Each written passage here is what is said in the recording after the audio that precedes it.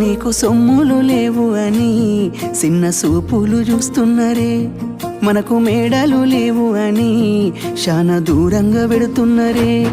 ఎప్పుడు కలేకనే ఉంటామా, ముందు కాలాన మారబోమా. నువ్వు బాధెందుకు కడతావయ్యో, ఆ భగవంతుడుండురయ్యో. నీ పాదాలకే దండమెడుత పిల్ల, నువ్వు చిన్నదానివైనా నా 7 జన్మాలకే కోరుకుంటా మల్లా నా తోడు నీడలాగా.